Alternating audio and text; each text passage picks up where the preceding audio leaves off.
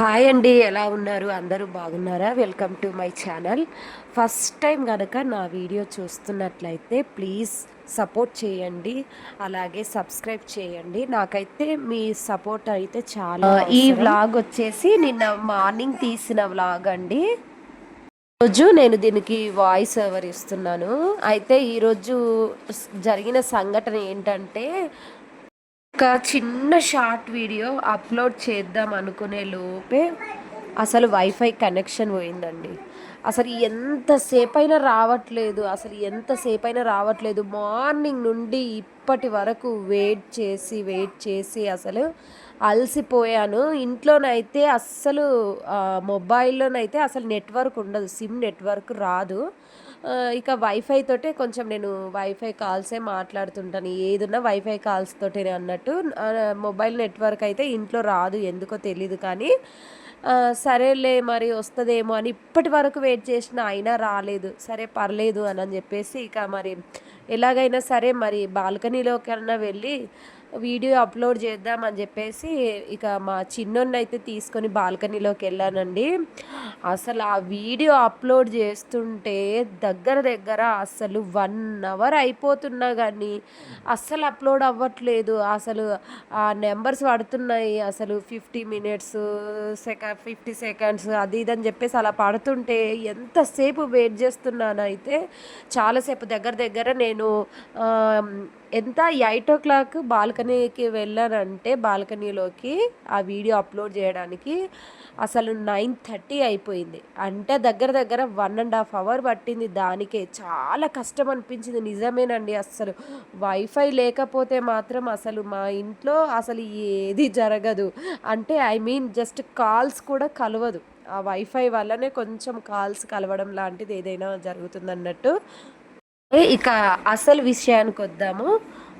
ముందుగా నా ఛానల్ని సబ్స్క్రైబ్ చేసుకున్న వాళ్ళకైతే చాలా థ్యాంక్ యూ సో మచ్ అండి. Thank you so much. నేనైతే ఇక్కడ మా పాప కోసం అయితే లంచ్ బాక్స్లోనికి కందికాయల కర్రీ చేద్దామని చెప్పేసి తీసుకున్నాను. ఇందులో కొన్ని టమాటాలు కట్ చేసుకొని టమాటా కర్రీలో ఈ కందికాయలు వేసి వండడమేనండి. చాలా బాగుంటుంది, నాకు ఇది చాలా ఇష్టం ఈ కర్రీ. అది కొంచెం కందికాయల్ని ఆయిల్లో ఫ్రై చేసుకొని ఒక గిన్నెలో మళ్ళీ కొంచెం ఆయిల్ పోసి ఆవాలు జీలకర్ర అలాగే కొంచెం ఆనియన్స్ వేసుకొని పసుపు వేసుకొని అది కొంచెం ఫ్రై అయిన తర్వాత ఈ టమాటోస్ని అందులో వేసి కలుపుకోవడమే.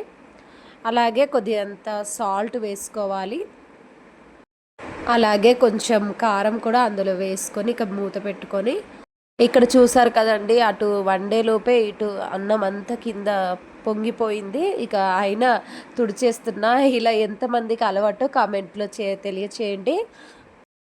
అన్నం అయితే ఇక రెడీ అయిపోయిందండి. అలాగే ఇక్కడ ఈ కర్రీ చూసుకున్నట్టయితే కర్రీ కూడా దగ్గర ఆల్మోస్ట్ కంప్లీట్ అయిపోయింది.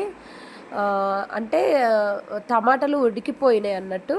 ఇప్పుడు ఆ ఫ్రై చేసుకొని పెట్టుకున్నటువంటి ఆ కందికాయల్ని అందులో వేసుకొని ఒక్క 5 మినిట్స్ అయితే ఇది కూడా కంప్లీట్ అయిపోతుంది. జస్ట్ ఒక 5 మినిట్స్ అలా మూత పెట్టి దాన్ని మగ్గించినప్పుడు అదిగో చూడండి, మళ్ళీ దాంట్లో కొద్దిగంతా ధనియా పౌడర్ వేసుకున్నాను. ఇక్కడ మా పాపకు టిఫిన్ కోసము నేను చపాతీ చేస్తున్నాను.